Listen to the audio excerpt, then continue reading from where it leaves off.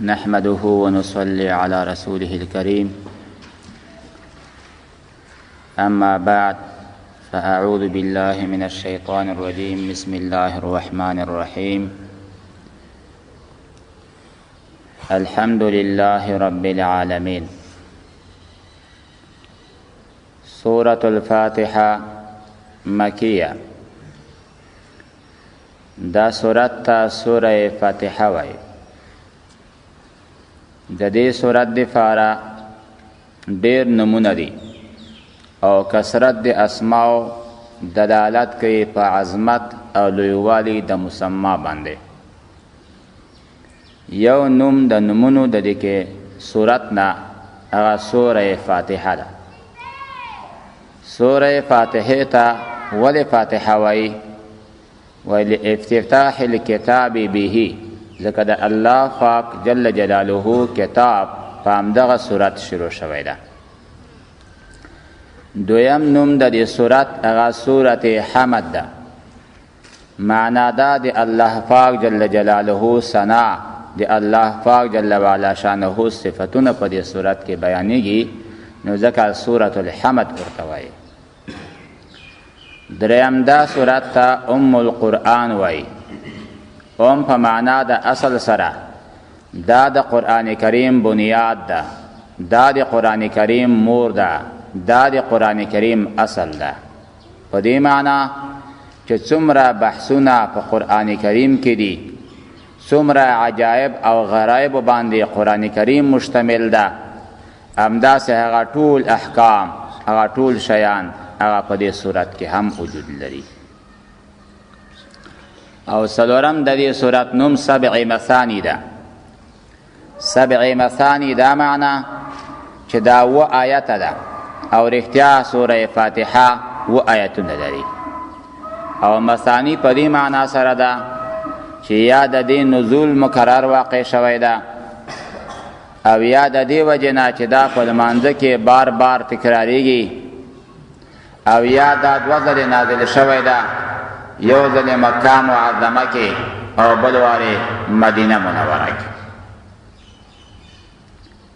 دا صورت ته سورت واقعه وایي. واقعه دا معنا چې همدا صورت فرا ده. دې وجې نه په لمانځه کې اکتفا په بل صورت جایز نه ده، او په لمانځه کې اکتفا په صورت فاتحه باندې جایز ده. دا صورت واقعه ده. او هم دا معنا د بل صورت نمایي حصہ په لمانځه کې کفایت کوي، خدا صورت نمایي حصہ په لمانځه کې کفایت نه کوي، بلکې پورا سوره فاتحه با د الحمد ولا الضالین پوری پورا وایي. د دې صورت بل نوم هغه صورت کافیه ده. کافیه معنا دا چې دا کافی ده د هر مهم او د هر مشکل لپاره همدا صورت کفایت کوي. یا معنا دا چې دا د لمانځه د صحت لپاره کفایت کوي. همدارنګه دا صورت ته صورت اساس وایي. اساس معنا بنیاد، اساس معنا تاداو. دغه صورت هم د ټول قرآن کریم لپاره د یو مقدمه شکل لري، او مقدمه کې هغه شیانو ته اشاره وي چې وروسته مطالبو کې را روان وي. په دغه صورت کې هم د ټول قرآن کریم لپاره اشارات موجود دي، لکه وروسته به درته بیان شي انشاءالله. دا صورت ته صورت شفا وایي. شفا معنا دا چې د هر مرض لپاره همدا صورت شفا ده.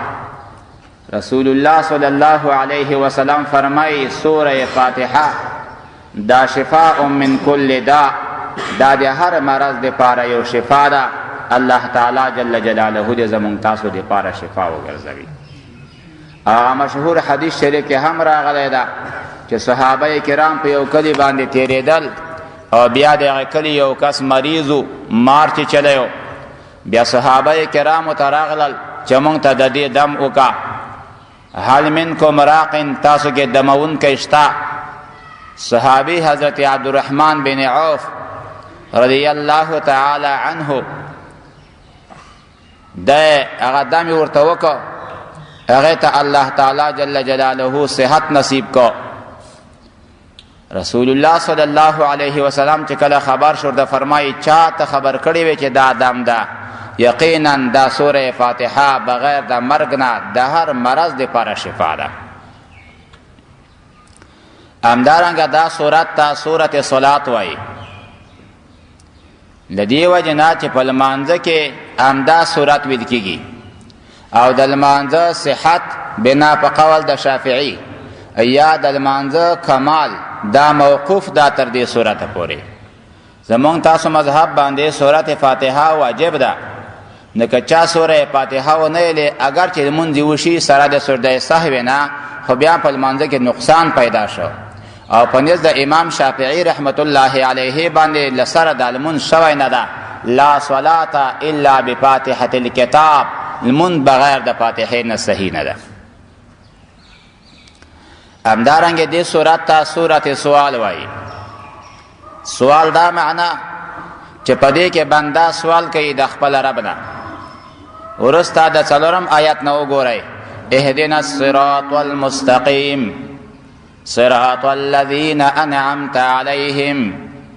دا سوال ده، په دې کې بنده خپل عاجزي، بنده خپل ذلت، بنده خپل خاکساری، خپل احتیاج و خپل رب تخکاره کوي چې زه عاجز یم، ما کې توان او قدرت نشته، خدای تا نه سوال کوم.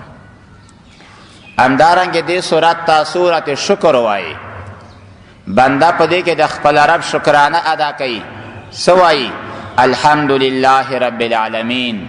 خدای رب د ټولو مخلوقاتو ته په دې شکر ده، رحمان او رحیم ته او د قیامت د ورځې مالک ته د دې شکرانه ادا کوي، د خپل رب حمد او ثنا بیانوي. همدارنګه دې سورت ته سورت دعا وایي. سورت دعا ورته وایي ځکه په دا سورت کې هم دعا راغلې ده. همدارنګه دې سورت ته سورت تعلیم المسأله، د سوال کولو طریقه په دا سورت کې بیان شوی ده. قانون د سوال دا ده چې کله د چا نه د خپل حاجت سوال کوي، اول به د هغه ذات تعظیم بیانوي، دویم ته په دویمه اندازه کې به د خپل ځان او د هغه منځ کې تعلق ذکر کوي، په دریم ځل کې به خپل عریضه وړاندې کوي. الحمدلله رب العالمین الرحمن الرحیم مالک یوم الدین کې د رب العالمین تعظیم بیان شو. په ایاک نعبد و ایاک نستعین کې د بنده تعلق د الله سره بیان شو، زه ستا بنده یم خدایه. او د هغې نه بعد سوال شروع سو، اهدنا الصراط المستقیم. له دې وجې نه دې سورت ته سورت تعلیم المسأله وایي. دا هغه یو بهترین سورت ده چې په دې کې دا څومره 28 حروف هجا چې دي په دا کې دا 7 حرفونه نشته، نور ټول حرفونه په دې کې شته. وایي په دې کې اشاره دې خبرې ته ده چې دا 7 حرفونه لکه ثا، جیم، خا، زا، شین، ضا او فا دا په دې کې نشته. د دې وجه دا ده چې دا ثا د صبور معنا ورکوي، صبور هلاکت ته وایي، په دا صورت کې هلاکت نشته. همدارنګه جیم دا د جهنم معنا ورکوي، د دې صورت لستونکی په اخلاص باندې جهنمی نه وي. خ معنا د خزیه د شرمندگی ورکوي، د دې صورت ویونکی عمل کوونکی به شرمنده نه وي. همدارنګه د دې صورت کې زی نشته، ځکه زی معنا د زفیر ورکوي او زفیر د جهنمیانو आवाज ده. همدارنګه په دا صورت کې شین نشته، ځکه دا شین معنا د شهیق ورکوي او شهیق هم د جهنمیانو आवाज ده. ورسته براشي لهم فیها زفیر و شهیق. همدارنګه په دا صورت کې غوی نشته. قرآن کریم کې سورت مرسلات کې الله تعالی ورسته فرمایي چې دا خلق با پسیوری د جهنم باندې، پسیوری د لوګي سره د جهنم نه راوځي. لا ظلیل ولا یغنی من اللهب. نو ظلیل به په دې کې نه وي. په دا څو سورت فاتحه باندې عمل کوي د هغه ظلیل او د سیوری د جهنم نه به بچوي، اګرم سورې به وي. همدارنګه په دې صورت کې فی نشته. واما الذین شقوا ففی النار، په جهنم کې به وي. نو دې وجه نه الله تعالی جل جلاله دا حرفونه په دا صورت کې ځای کړي نه دي. چې هر چا دا صورت په اخلاص باندې او په کمال طریقې سره سرته ورساو الله تعالی جل جلاله به د دې کس حفاظت کوي. بل روایت کې رسول الله صلی الله علیه وسلم نه نقل شوی چې جبرائیل علیه السلام او فرمایل چې یا رسول الله مخکې له هغې نه چې سوره فاتحه نازل نه و زه ستا په امت باندې په امن کې نه وم چې دوی به جهنم ته داخل نشي، خو چې هر کله سوره فاتحه و آیتونه نازل شول و زه په امن کې شوم چې رښتیا هم تا امت به الله تعالی د جهنم نه ساتي. او وجه دا وکړه چې دا و آیتونه دي چې هر یو کس په دې باندې عمل وکوي د قیامت په ورځ باندې به دا هر یو آیت د هر جهنم دروازې ته ودرېږي او جهنم دروازه به ته نه بنده کړي. د جهنم لها 7 ابواب و دروازې دي او د دې صورت هم و آیتونه دي، هر یو آیت به د هر دروازې مقابله کوي. الله تعالی دې موږ تاسو ته نصیب وګرځوي. رسول الله صلی الله علیه وسلم فرمای حضرت حذیفه رضی الله تعالی عنہ روایت کړي چې کوم قوم باندې الله تعالی جل جلاله غصه شي، الله تعالی ورته په قهر شي او په دې خلکو باندې عذاب راولېږي او بیا د دوی ماشوم د دوی یو وړوکی ماشوم یا ماشوم دا سورة فاتحه تر ولضالین پورې ووایي، الله تعالی جل جلاله د دې قوم نه 40 کلو پورې او بعض روایتو کې 40 ورځې راغلي، تفسیر روح البیان به 40 کاله ښودلي دي، 40 کلو پورې به الله تعالی له دوی نه د عذاب لرې کړي. دا هغه صورت ته چې دا اساس او او اصول له کتاب الله دی. سورة الفاتحه مکیه، د دې صورت ترتیب جمعی اول ترتیب ده او د دې صورت ترتیب نزولی لاسمان نه چې نازله ده 5م ترتیب ده. د دې صورت و آیتونه دي او د صورت کلمات 25 کلمې دي او د دې صورت حروف دا 123 حروف دي، عام طور 123. بل روایت کې 125 عام بغیر د بسم الله الرحمن الرحیم نه. سورة الفاتحه مکیه، بسم الله الرحمن الرحیم. په دې ځای کې یو اعتراض پیدا کیږي. مخکې هم تقریبا ضمناً په مقدمه کې یو څه اندازات تیر شو. سو وجه دا چې الله تعالی جل جلاله سوره فاتحه په ټول قرآن کریم باندې مخته کو سره لدینا چې ابتدا د قرآن کریم د سورة علق نه شوی ده. د دې وجه څه ده؟ د دې لپاره مفسرین حضرات وجوهات بیانوي.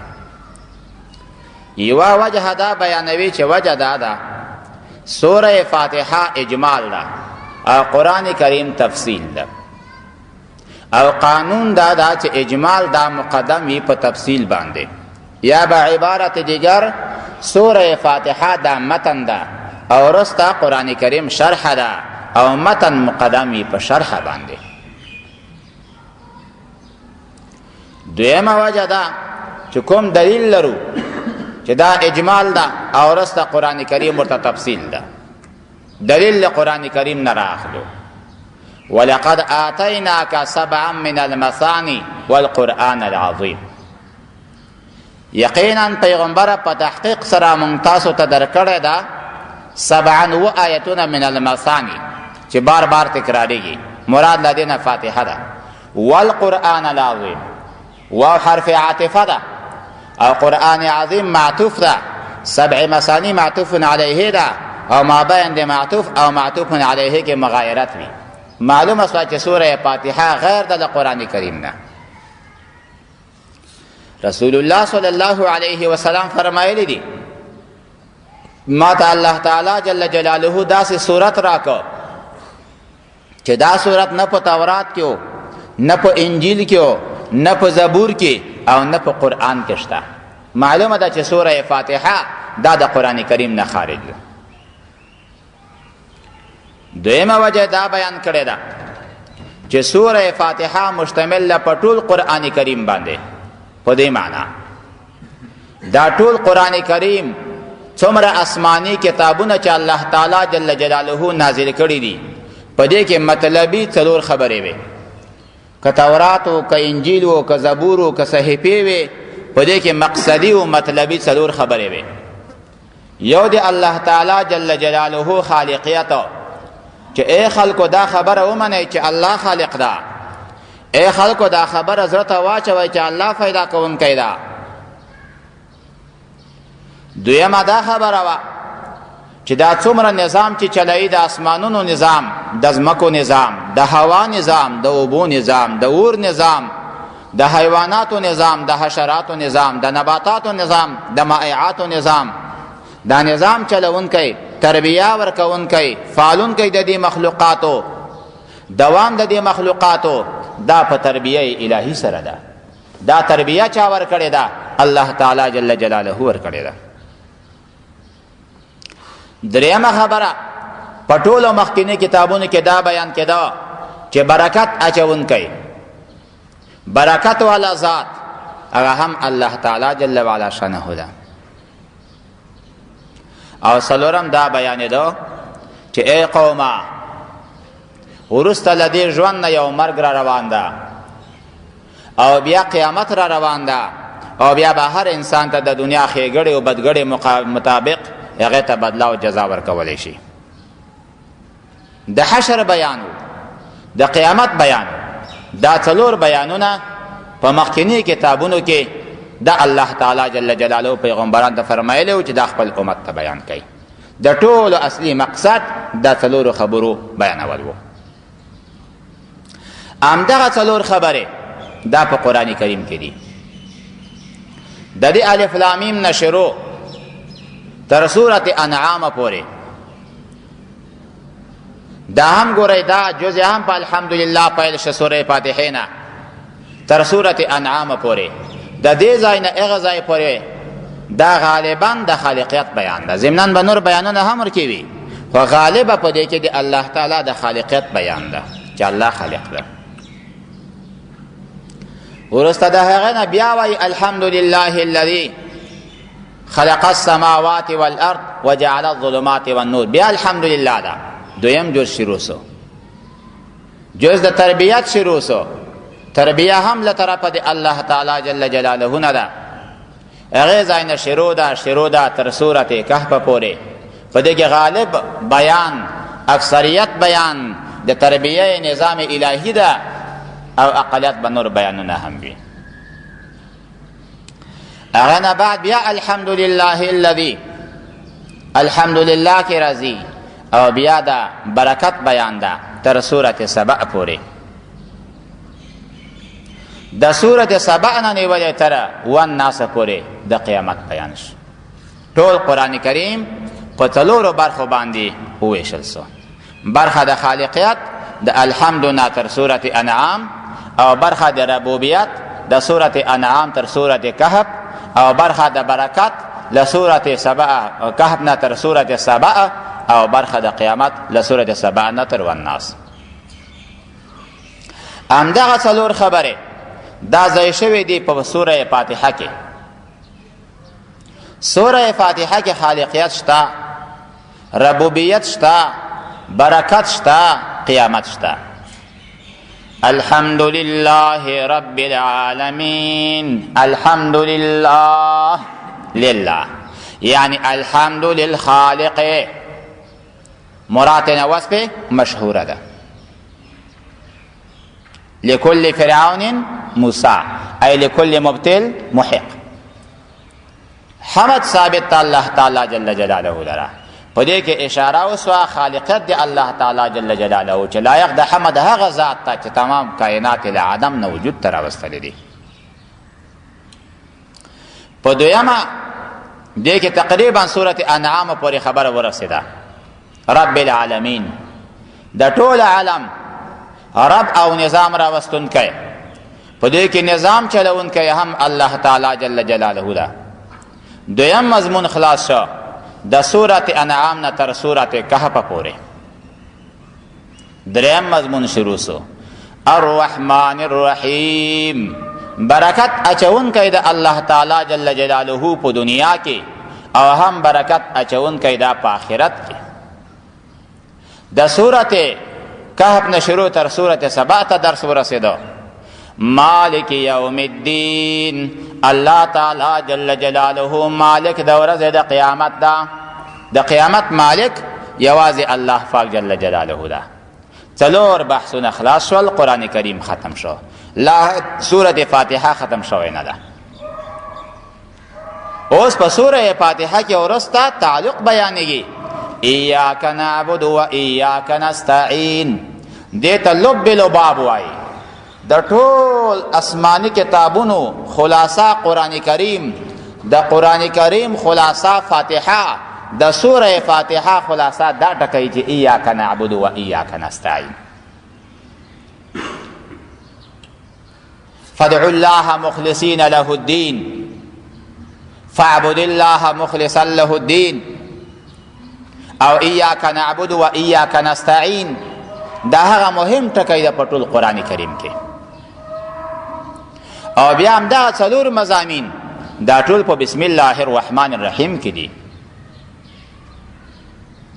بسم الله په نوم د الله تعالی جل جلاله. ذکر د الله د مراد نه خالقیت ته، ذکر د هغه رب، ذکر د هغه الله چې خالق د تمام کائنات او تمام مخلوقات ده. بسم الله.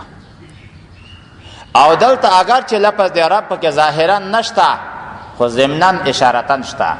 هغه داسې یو کس چې خامخا غوا اخلي، یو کس چې حیوان اخلي، نه لازما هغې ته واښه هم ورکوي. دا خو نه وي چې سړی قیمته غوا هم واخلي کور کې ودروي توبې دروازه کې بند کړي. همدارنګه چې الله تعالی خالق د کائناتو د مخلوقاتو څه، الله تعالی جل جلاله به د هغې د روزۍ انتظام هم نیسي. تربیه پکې راغله. الرحمن، الله برکت اچونکی ده په نظام د دنیا کې، دا د برکت بیان شو. الرحیم، الله تعالی مهربان ده په آخرت کې په مسلمانانو باندې. قیامت ته اشاره وسوه.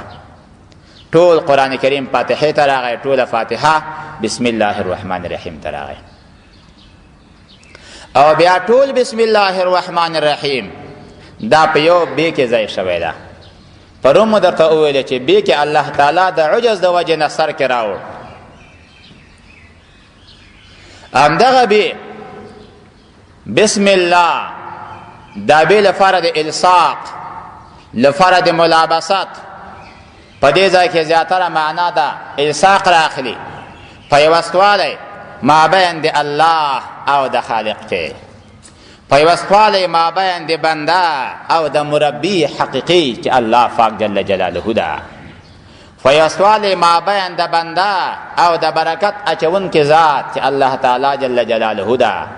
برکت اچونکی په قیامت کې الله تعالی جل جلاله ده. نو هر کله چې دا سوره فاتحه دا په منزله د یو مقدمې شوه، دا اجمال سه وروسته قرآن کریم ورته تفصیل و، نو د دې له وجې نه سوره فاتحه دا د قرآن کریم نه مقدم سو. او همدغه وجه هم ده چې دا په سپارو کې هم حساب نه ده.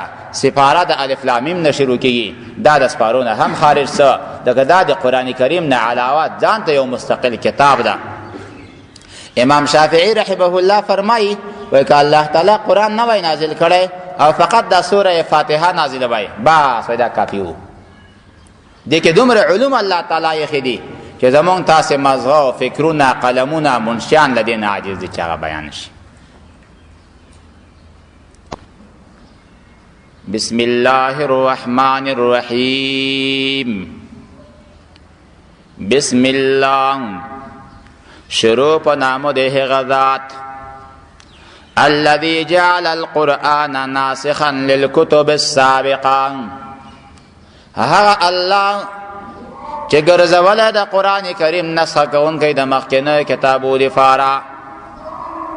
د دې وجه دا ده که د قرآن کریم د بسم الله الرحمن الرحیم همیشه یوه ترجمه وسی، دا په منزله د تاکید راځي، او تاکید تکرار عین شی اول ته ویل کېږي، په دې کومه پیدا نه وي.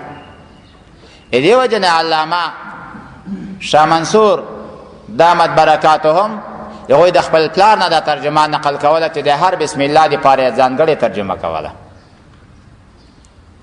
نو تاکید د په ځای باندې به تاسیس راشي او تاسیس اولاوی له تاکید نه. بسم الله او بیا هغه معنی ذکر کول چې دا په منزله د مقدمه او وروسته صورت په منزله د تفصیل شي. د دې مقدمې دپاره هغه مطالب وګرځي او دغه بسم الله په خپل مطالبو دلالت وکوي. بسم الله الذي جعل القرآن ناسخا للكتب السابقه. شروع په نامو د هغه ذات چې ګرځوله د قرآن کریم نسخه کوونکی د مخکې کتابو لپاره. الرحمن اسی الله تعالی چې مهربانه ده باعطاء الرسالة والنبوة للنبي. الله تعالی داسې مهربانه ذات چې رسالت او نبوت پیغمبر محمد رسول الله صلی الله علیه وسلم ته ورکړی. والبشارة بالوعد والتنذيرات بالوعید.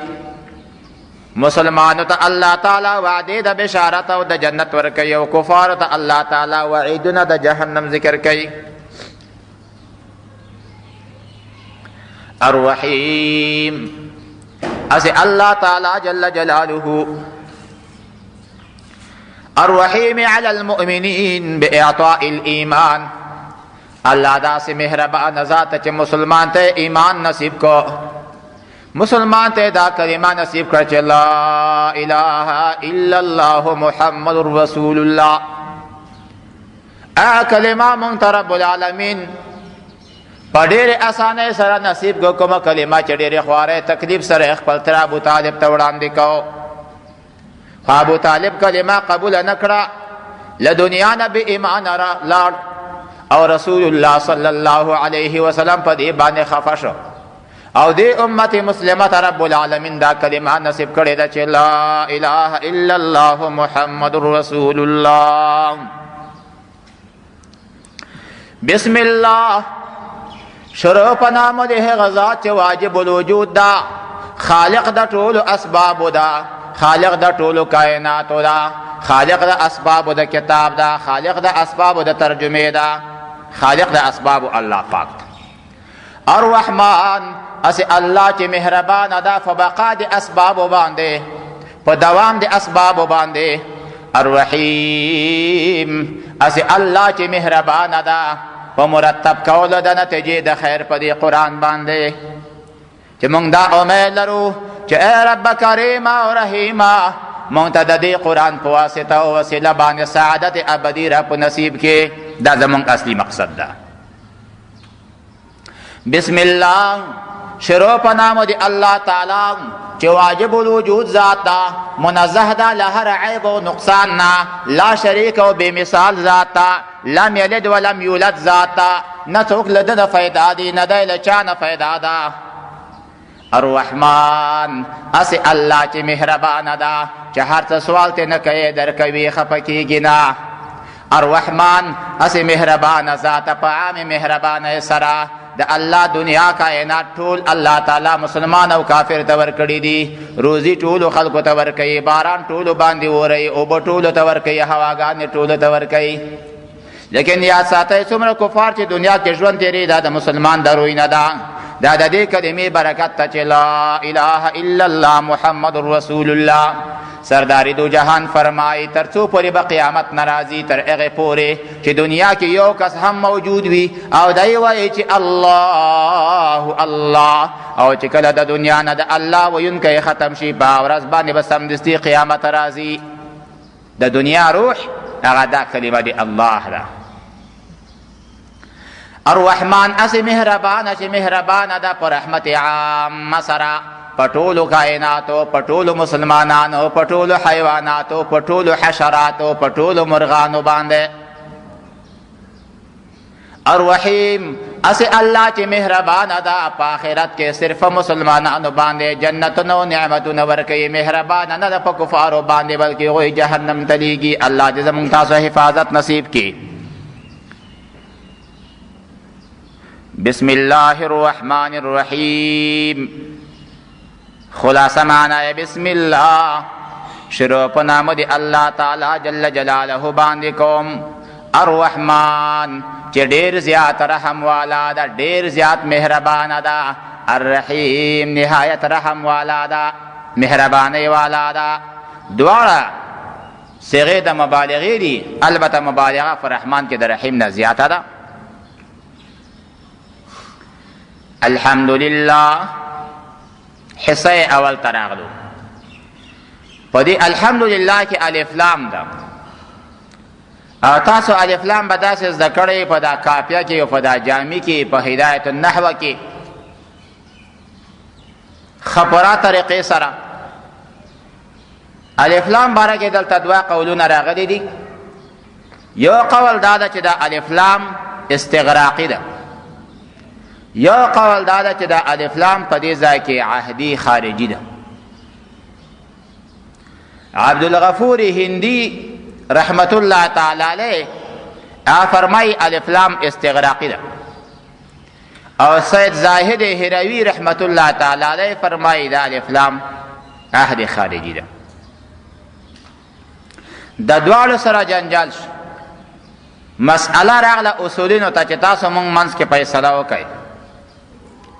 خلک چې د دې وظیفه سرته رسوي او فیصله کوونکي دي، نحات راغله فیصله یې ورته وکړه چې متى امکن العهد لا يصار الى غیره، چې تر څو پورې عهد امکان وي بل شي ته به نه ځي. اوس په دې ځای کې که چېرته الف لام عهدي شي معنا به یې څه راشي، او که الف لام هغه استغراقي شي معنا به یې څه راشي، یا که الف لام جنسي شي معنا به یې څه راشي. او څه وجه ده چې د الف لام عهد خارجي غوره که استغراقي غوره نه که. الحمدلله کې که الف لام دا استغراقي شي معنا به یې دا راشي چې هر فرد له افرادو د حمد نه، یعنی ټول افراد د حمد، ټول صفات، ټول محامد دا خاص دی الله تعالی جل جلاله پورې. او که الف لام جنسی شي نو معنا جنس حمد، جنس حمد دا ثابت ته الله تعالی جل جلاله لره. او که الف لام په دې ځای کې عهد خارجي شي، هغه حمد کامله، حمد قدیمه دا ثابت ته الله تعالی جل جلاله لره. اوس په دې ځای کې الف لام عهد خارجي په نسبت سره نورو ته ولې صحیح ده؟ د دې وجه دا ده چې په الف لام استغراقي باندې اعتراض واردېږي. اعتراض ده چې که الف لام استغراقي شي معنا به یې دا راشي ټول صفات الله لره دي، او حال دا ده ډېر صفات رسول الله لره شته که نشته، ډېر صفات انسانانو لره ده. په چا کې صفت د سخاوت، په چا کې صفت د کرم، په چا کې صفت د اخلاق، او چا کې صفت د غنا، چا کې صفت د علم ده. نو صفات خو ټول تر الله تعالی پورې خاص نه دي، بیا دا خبره ظاهرا صحیح کېږي نه، اگر چې جواب شته. جواب دا کېدی شي چې همدغه صفات د مخلوق هم راجع دي صفات د الله تعالی ته. ولې؟ دا مخلوق ته علم چا ورکړی ده؟ خو الله ورکړی. دا سخا صفت چا ورکړی؟ الله ورکړی. دا شجاعت چا ورکړی؟ الله ورکړی ده. دا ښه اخلاق چا ورکړي؟ الله ورکړی ده. د مخلوق د صفاتو رجع هم بیرته د الله صفت ته راځي. خو بیا هم مورد د اعتراض خو د مفسرینو حضرات قانون دا وي چې کوم شی خالی مورد د اعتراض سي او بلې خواته لاره وي، بیا هغه معنا پرېږدي بله معنا رااخلي. د دې د وجې نه فرمایي چې د الف لام په دې ځای کې عهد خارجي سوه معنا حمد کامله قدیمه چې لایق د ذات د الله تعالی سره ده، هغه لله الله تعالی لره ثابت. الحمد حمد په لغت کې ثنا ته وایي، ستودن ثنا ویل مصدر ده. او حمد په اصطلاح کې ثنا د الله تعالی جل جلاله په ژبه په خپل اختیار سره برابر خبر دا که مقابل کې نعمت و او که نعمت نه و. مقابل د دې چې د هغه شکر ده، شکر هغه تعظیم ته وایي، جانان تعظیم ته وایي. د منعم لکونه منعما، تعظیم المنعم لکونه منعما، هغه هم شکر ده د الله تعالی حمد ده. خو برابر خبر ده که په ژبې و که په زړه و که په اندامونو او نعمت به مقابله کې وي. تعظیم المنعم لکونه منعما، د دې له وجې نه چې هغه منعم ده. ما بین د دواړو کې نسبت د عموم او د خصوص من وجه راغی. من وجهین حمد عام ده او من وجهین چې دا شکر عام ده. من وجهین چې دا شکر خاص ده او من وجهین چې دا حمد خاص ده. ولی؟ دغه حمد په اعتبار د مورد سره دا خاص ده چې ژبه ده، او په اعتبار د متعلق سره عام ده. متعلق دا معنا که نعمت وي او که نه وي، نو هم عام سو او هم خاص. او شکر کې هم دا دواړه شته، که په اعتبار د مورد سره وګورې بیا عام ده، که ژبه وي، که اندامونه وي، که زړه وي، او متعلق چې دا خاص ده چې هغه نعمت ده. نو مابین د دواړو کې نسبت د عموم او د خصوص من وجه ده. بعض حمد به شکر وي او بعض حمد به شکر نه وي، او کله کله به حمد وي شکر به نه وي، او کله به شکر وي حمد به نه وي. یو ګلانو مدح ده. مدح وایي صفت ده. مابین د مدح او مابین د حمد کې هم فرق شته. حضرات فرمای چې مدح ده په امور غیر اختیاریو کې استعمالیږي. یو قول. دویم قول دا چې مدح عامه ده، هم په اختیاریو کې استعمالیږي هم په غیر اختیاریو کې استعمالیږي. او حمد چې ده خاص ده، دا په امور اختیاریو کې استعمالیږي او په غیر اختیاریو کې نه استعمالیږي. د دې له وجې نه دا ویلی شي حمدت زیدا علی علمه، ما د زید صفت په علم بیان کو. و دا د په اختیار کې د دی کسب کوي. خدا نشي ویلی چې حمدت الجدار علی بیاضه، ما د دیوال د سپینوالي صفت بیان کو. دغه د سپینوالی د دیوال په اختیار کې نه ده. حمدت اللؤلؤ علی صفائها نشي ویلی. داسې ویلی شي چې مدحت اللؤلؤ علی صفائها، مدحت الجدار علی بیاضه. مدح عام سو او حمد چې ده خاص ده. بلا په دې باندې به نسبت د عموم او د خصوص مطلق وګرځي. د یو خوا نه موجبه کلیه او د بل خوا نه موجبه جزیه به صادره شي. داسې به راسي لکه انسان او حیوان. الحمدلله. الحمد حمد کامله قدیمه چې صادر شوی وي یا صادریږي له هر چا نه په هر زمانه کې. دغه جمله اسمیه ده، په هر زمانه کې. له هر چا نه، ځکه چې ذکر د فاعل نه در معلوم. له هر چا نه چې صادر شوی وي یا صادریږي. جمله اسمیه ده، که په واسطه د نعمت سره وي یا بې له واسطې د نعمت نه وي. لله خاص الله تعالی جل جلاله لره ده. انسان سوچ وکوي الہ العالمین د اسمانونو نظام څومره عجیبه چلولی ده. اسمانونو کې لمر او سپوږمۍ ته وګوره، ستورو ته وګوره، د اسمان نظام ملایکو ته وګوره، د ځمکې نظام ته راسه هواګانې اوبه وګوره، ځمکه وګوره، خاورې ونې بوټي وګوره. انسان د خپل ځان کې سوچ وکوي الله تعالی په څومره عجیبه صورت کې انسان ته وجود ورکړی ده. نو حمد چې دا ثنا چې د هغه ذات لره چې خالق د ټولو کائناتو ده. دا ټول کائنات له آدم نه وجود ته راوستلی دي. او همدغه د دې صورت مدعا هم ده. او د هر مدعا دپاره دلایل وي یا دلیل وي. الله تعالی د دې مدعا دپاره دلایل بیانوي. وروسته راځي اذ هو رب العالمین، اذ هو الرحمن الرحیم، مالک یوم الدین. دا ورته دلایل دي. الحمدلله حمد ثابت تا، حمد کامل الله تعالی جل جلاله لرا. لله الله اسم علم د لپاره د الله تعالی جل جلاله مراد د وصف مشهوره ده چې هغه خالقیت ده. الحمد للخالق، حمد ثابت ته خالق لرا چې د ټولو کائناتو موجود ده. نقشه نوه موجوده، د اسمانونو نقشه نوه موجوده، د ځمکو نقشه نوه. الله تعالی جل جلاله په خپله په قدرت کامله باندې بدون د احتیاج نه یو چاته الله ټول کائنات له عدم نه وجود ته راوستل. او هم له بلې خوا نه همدغه د قرآن کریم څلورمې حصې ته ورسېده چې سورة انعام ده. نکته هم لاندې وایي اللام للعهد الخارجي او للجنس. استغراق یې پکې پرېښودو. رب العالمین اوس خالقیت خو وشو، د ټولو کائناتو پیدا کوونکی خو الله تعالی جل جلاله. ګوره یو پیدا کول د شي دي، یا په کور کې د هغه شي ساتنه او نظام چلول. یو سړی بازار نه یو غوا واخلي کور ته یې راولي، دا پیدا خو څه کور کې.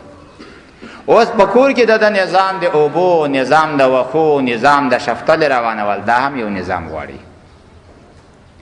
الله تعالی ټول کائنات وجود ته راوستل، اوس دا کائنات محتاج دي چې مونږ ته تربیه ضرورت ده، مونږ کې یو نظام راوستل ضرورت دی، مونږ ته د استراحت او د آرام ټیم ضرورت ده، مونږ ته د خپل معاش او د دنیا زندگی طریقې لازمي دي.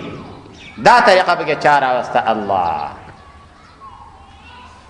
ورځ الله تعالی د کسب دپاره وګرځو.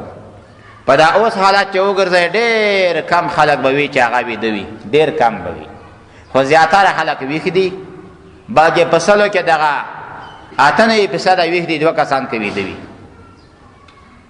ټول خپل کاروبار کې مشغوله دي، شور ماشور ده، څوک بازار ته روان دي، څوک پټیو ته روان دي، زنانو په خپل کور کې شور ماشوري، څوک جای جارو کوي، څوک خپل کارونه سرته رسوي. او چې هر کله ماخستن منځونه وشي بیا به چېرته په سلو کې 2 کسان وي یا به نه وي، د باندې به لارې ته نه خالي وي، کوڅې به ته نه خالي وي، د هېچا اواز به نه اورې. دا د الله تعالی نظام د ټول خلق قرار شي. ومن آیاته منامکم باللیل وابتغاؤکم بالنهار. د الله تعالی د قدرت نشانې دا دی چې د شپې ټول ویده کی او د ورځې بیا ټول را بیداره شي، حیوانات هم را اوځي، ټول شورماشور سره شروع شي.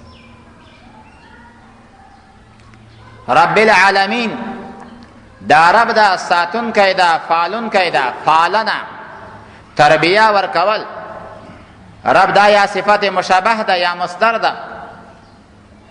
الله تعالی جل جلاله فالل یا الله تعالی جل جلاله فالون کوي لپاره د ټولو مخلوقاتو ده. الله رب ده.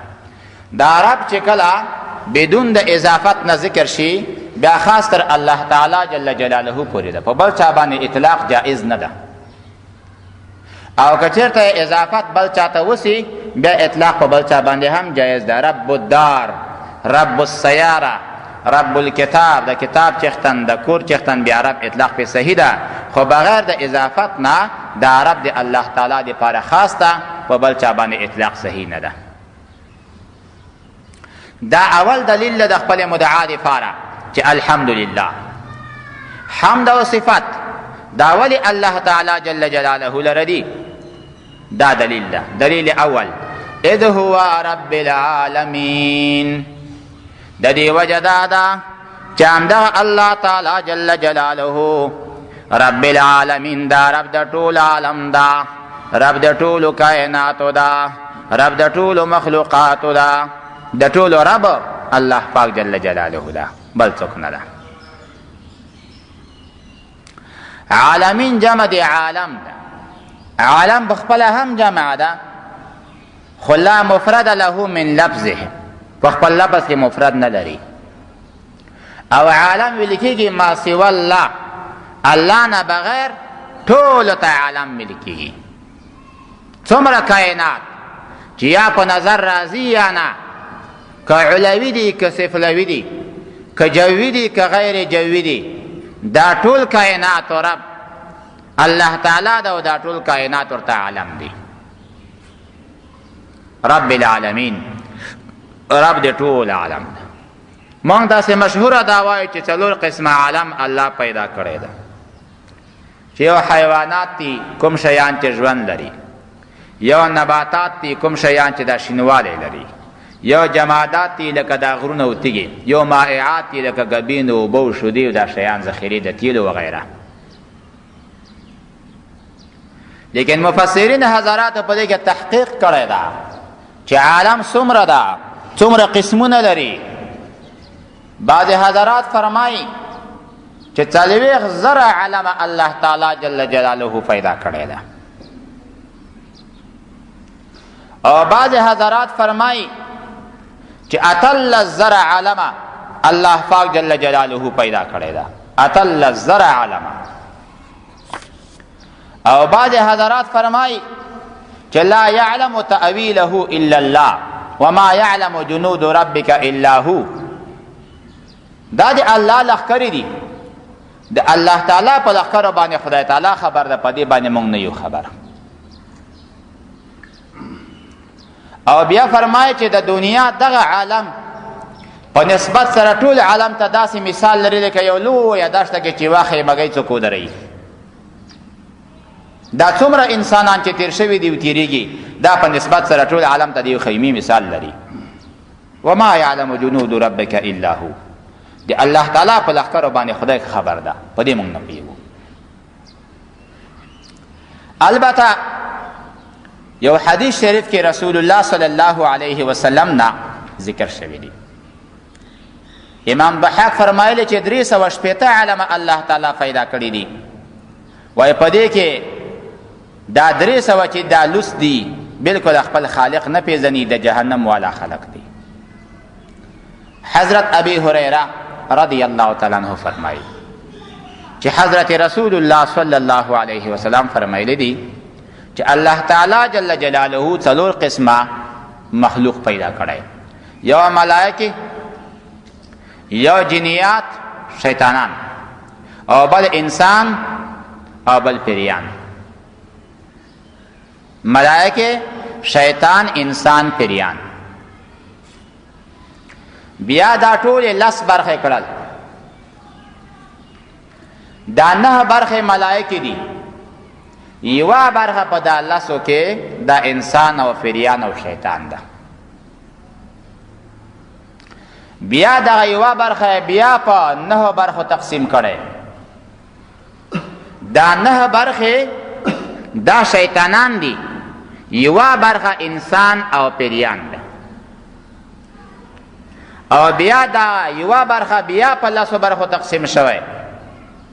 9 برخې دا پریان دي او یوه برخه دا انسانان دي. بیا دغه یوه برخه انسانان تقسیم شوی ده په 125 برخو باندې. 125 برخو باندې. په دې کې 100 برخې دا وای د هند طرف کې د ساتوخ و غیره قومونه دي، د بعضو سرونه د سپیو په شان دي، د بعضو سترګې د لاندې زنې طرف ته دي، الله تعالی مخلوق ده. د بعضو غوږونه داسې اوږده اوږده لکه څپېړې غونته دي. دا خلک 100 برخې. او 12 برخې دا په یهودو نصواراو کې دي، یعقوبیه او نستوریه او ملکانیه، او بیا هره ډله په 4 برخو باندې ویشل سوي دي. 12 برخې دوی دي، 112. او 4 برخې د دوی هغه په طرف د شرق کې دي، او 4 برخې د دوی په طرف د غرب کې دي. هغه 4 برخې چې په مشرق کې دي لکه یاجوج او ماجوج او ترک او خاقان، ترک حد خلخ او ترک خزر او ترک جرجیر، دا 4. او 4 مغرب کې دي چې زنجان حبشیان دي، زبطه حبشه دي، نوبه دي، بربر دي، او نور د عربو کفار دي. 143 شول، 144. یوه برخه پاتې شوه. دا یوه برخه بیا تقسیم ده په 83 برخو باندې. په 83 برخو. دا 82 برخې جهنم ته روان دي، یوه برخه جنت ته روان ده. سبحان الله. رسول الله صلی الله علیه وسلم فرمایي چې نصوار یهود دا په 80 ډلو باندې تقسیم شول. 80 جهنم ته لاړل، یو جنت ته لاړ. او نصارا دا په 82 برخو باندې تقسیم شو، یو 80 جهنم ته لاړ، یو جنت ته لاړ. وستفترق امتي على 73. دما امت په 83 ډلو باندې تقسیم شي، 82 به جهنم ته ځي، یوه ډله به جنت ته ځي. صحابه کرامو پوښتنه وکړه دا څوک دي چې دومره مخلوق کې نچوړ راباسي راباسي به یو کس دا به څوک وي؟ حضرت رسول الله فرمایي ما انا علیه و اصحابی، دا به کسان وي چې کومې لارې باندې روان دي چې زه پې روان یم زما صحابه کرام پې روان دي دا کسان دي. الله تعالی دې موږ تاسو ته اتباع د رسول الله او د صحابه کرامو نصیب کړي. نن په دغه یوه ډله کې بیا ډېرې ډلې را پیدا شوې دي، په لسګونو او سلګونو ډلې په دې کې دي. هره ډله دا وایي چې هغه ډله زه یم، د الله او د رسول ډله زه یم. بله ډله نارې وایي چې هغه زه یم، بله ډله نارې وایي چې هغه زه یم. لیکن دا پوښتنه موږ د بل چا نه کوو، دا پوښتنه موږ د قرآن کریم نه کوو چې قرآن کریم باندې موږ روان یو او که نه، یا موږ عقیده قرآن سره موافقه ده او که نه. بس که قرآن سره موافقه وه همدغه موږ ته رسول الله پرېښی ده. موږ به هماغه ډله کې یو چې رسول الله د هغې مدح او صفت بیان کړی ده، او دې امت ته امت ناجیه یا فرقه ناجیه ورته وایي. هغه فرقه و هغه ډله چې دوی ته نجات رب العالمین ورکړی ده، د جهنم له اور نه دا کسان بچ کړي دي. الله تعالی جل جلاله دې موږ تاسو په همدغه ډلې کې حساب کړي. نو الحمدلله رب العالمین، حمد و ثنا صفتونه کامله الله تعالی جل جلاله لره ده. کوم الله اذ هو رب العالمین، اسی الله چې دا رب او فالونکی د ټول عالم د ټول مخلوقاتو ده. فيه اثبات التربیه من الله، او پدې کې تربیه د الله لخوا نه ثابته شوله. د سورة انعام نه سورة کهف د خبره ورسېده. او حصة الثانی دا دویمه حصه ده، حصة الثانیه نکتو کې غلطی ده، دا دویمه حصه ده، یعنی حصه د تربیت لطرف د الله تعالی ده.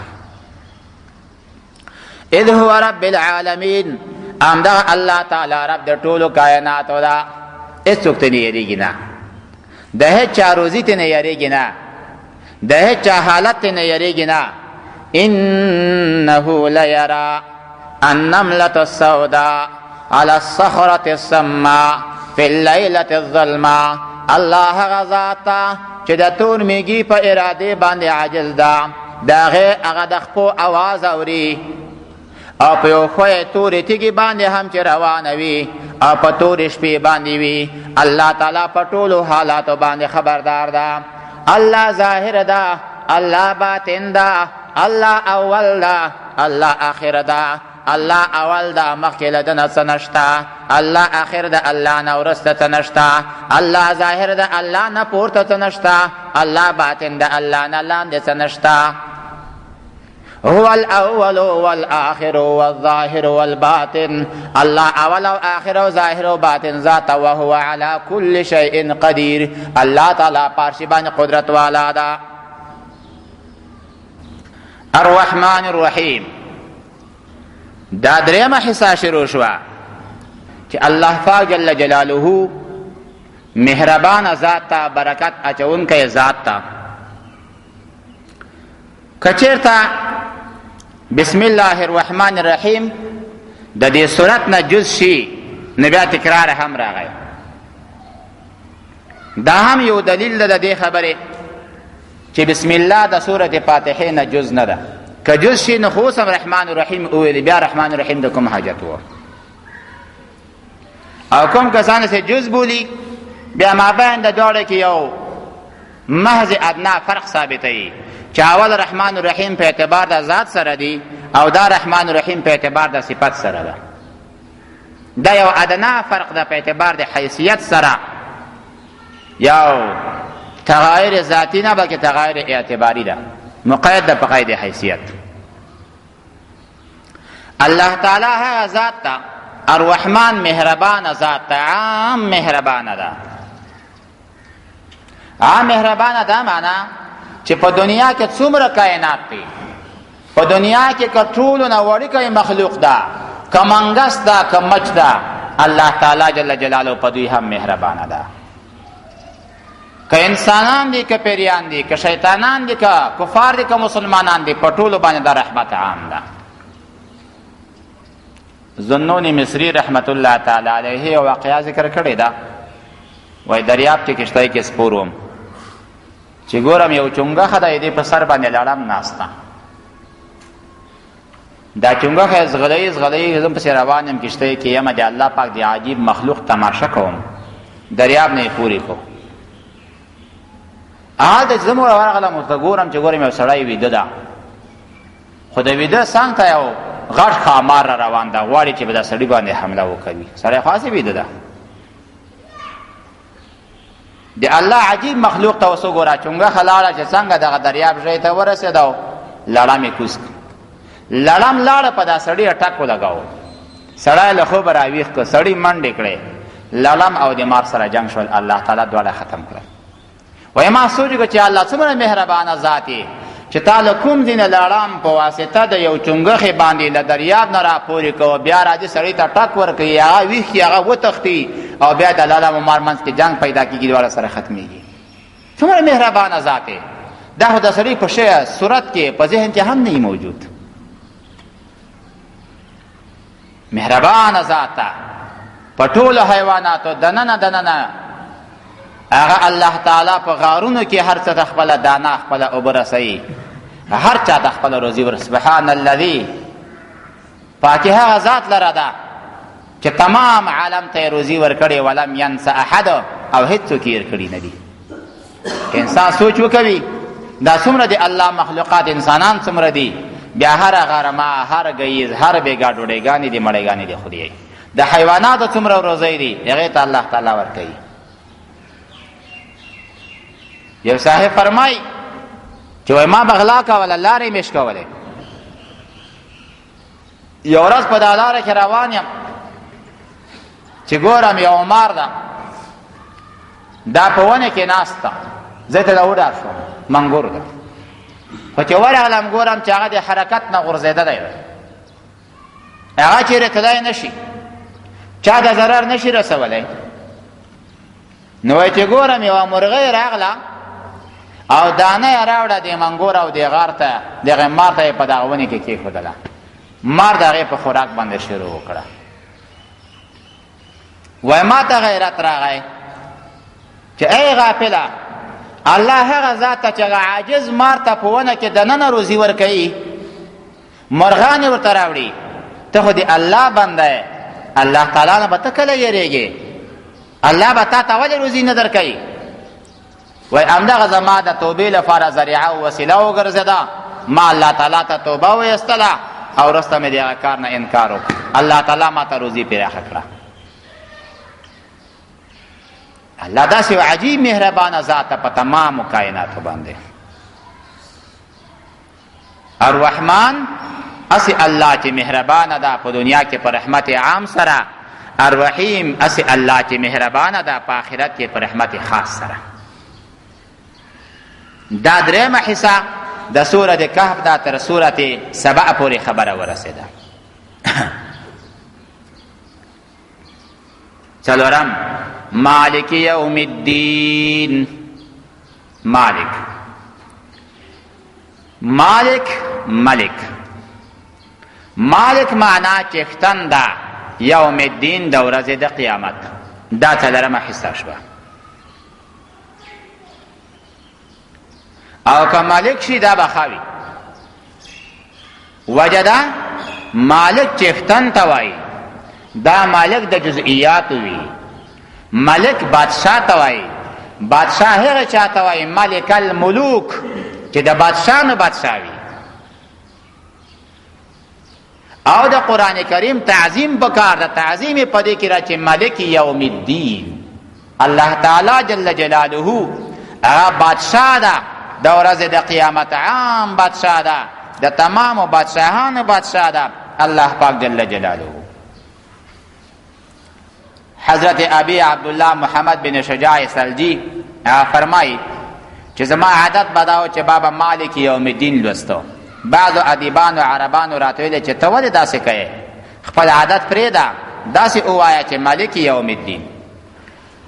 وروسته د هغې نه مالک شروع بیا مې خوب ولیدو. په خوب کې راته څوک وایي چې ولې خپل ثواب کموې. مالک دا 4 حرفه ده، ملک 3 حرفه ده، او په یو حرف باندې 10 درجې ثواب ده. ولې دا شروع؟ له خوبه راجګ شوم، بیرته مې بیا دا خپل مالک شروع. بل وارې بیا خوب وینم چې راته ویل کېږي چې تا ولې خپل عادت بیا شروع که او تا ملک پرېښودو. زه وایي حیران شوم. یو عالم ته راغلم، عالم نه پوښتنه کوم چې عالمه څه حالت ده، ملک بهتر ده که مالک بهتر ده؟ وایي عالم راته وفرمیل چې قرآن کریم غټ کوي. رسول الله فرمایي اقرأوا القرآن فخما مفخما، قرآن کریم تعظیم وکوي. ملک د بادشاهانو بادشاه ته وایي، مالک خالد وشي چښتن ته وایي. ورسته د هغې نه ما خپل عادت وایي پرېښودو او ملک یوم الدین مې شروع کړ. مالک یوم الدین یا ملک یوم الدین، اللہ تعالی جل جلالہ چختن دا، اللہ تعالی جل جلالہ بادشاہ دا. فیہ اثبات المعاد الى اللہ تعالی فی یوم القیامہ. یوم رض توائی گلانو، لیکن سوال پیدا کیگی دا قیامت نمخ کے با اذا الشمس کوورت، آسمان بلرش، اذا النجوم انکدرت، اذا السماء انشقت، اذا السماء انفطرت، آسمانونه به وغورځېږي، لمر او سپوږمۍ به وغورځېږي، ستوري به ختم شي، نو ورځ به له کومې نه شي. بیا څنګه الله تعالی فرمایي چې یوم الدین د ورځې د جزا. له دې نه مفسرینو حضراتو جواب کړی چې دلته مراد د یوم نه مطلق وخت ده. مالک یوم الدین، ملک یوم الدین، اللہ تعالی بادشاہ دا، اللہ تعالی چختن دا د ورځې، یعنی دغه وخت د قیامت، وخت د جزا. دین دین یوه معنا ده، فمعنا د عبادت، فمعنا د توحید. ذالک الدین القیم، دا دین شریعت مستقیم دا. الا لله الدین الخالص، فمعنا د عبادت سره ده. او په دې ځای کې دین دا فمعنا د بدلې، فمعنا د جزا سره ده.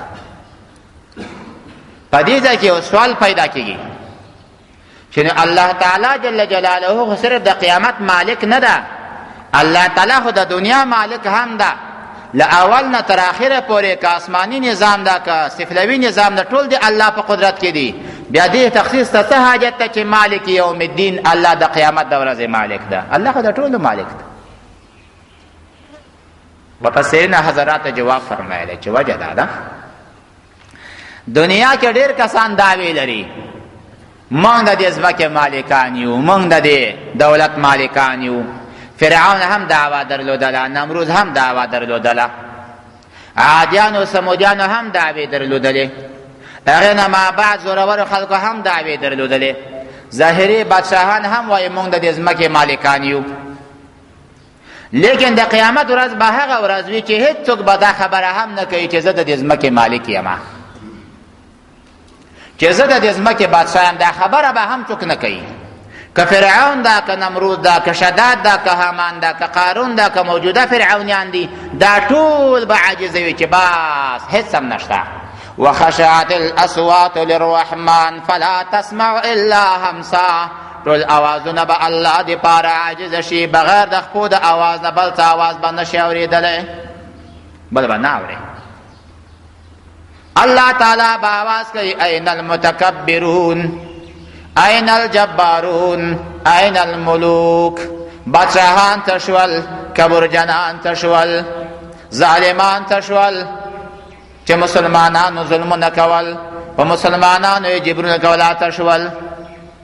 نن بادشاهی د چا ده؟ لمن الملک اليوم. نن بادشاهی د چا ده؟ نن قدرت د چا ده؟ نن جباریت د چا ده؟ هیڅوک به آواز نشي کولی، ټول به سرونه ټیټ نیولي وي. رب العالمین بخپله فرمایي لله الواحد القهار، نن بادشاهی د قهار ذات ته، نن هغه ذات ته چې حق به حقدار ته رسوي او باطل ته به الله تعالی جزا او سزا ورکوي. دا د عدل او د انصاف دپاره د دنیا د قانون مطابق دا ورځ الله تعالی پیدا کړې ده. دنیا کې قانون دا ده، یو شرکاوي شرکت وي، په دې کې کاریګر کار کوي، د چا 1000 روپۍ تنخواه، د چا 2000، د چا 10,000، د چا ادنا وظیفه اسانه وظیفه، د چا سخته وظیفه. څومره چې وظیفه سخته او مهمه وي هغومره تنخواه جګېږي، څومره چې د چا کار کې مشکلات زیات وي، سختی پکې وي، یې کې تنخواه جګوي.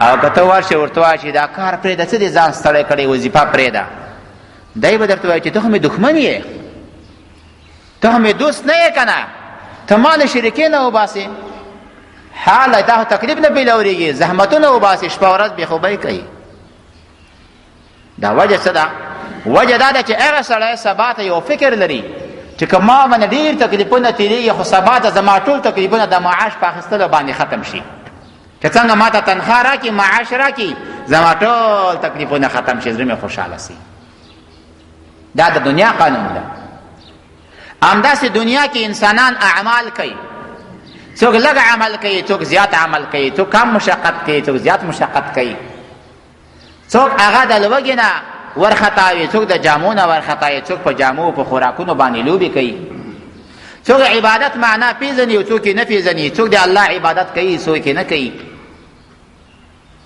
چا څوک یې کوي که هغې ته څوک ووایي چې ته ولې په ځان تکلیف راولې هغې ته هم دغه جواب ده چې زه ورځ ته امید لرم چې ما ته الله تعالی خپل معاش راکړي که دا ورځ د قیامت نه وای او ټول علی السویه وای نه هغه مسلمان چې بخیر عمل نه وکړي او هغه مسلمان چې ټول عمر په عمل کې تیر کړی دواړه به سره یو شی وای او دا د عقل تقاضې نه خلاف ده هغه کس چې خپل سر او مال او ځان قربانوي خپل بچان یتیموي خپل هغه بیبي کونډوي خپله مور مبارکه بوره کوي هغې شان به یو شی به د هغه چا سره چې 2 رکعت لمونځونه باندې جنت غواړي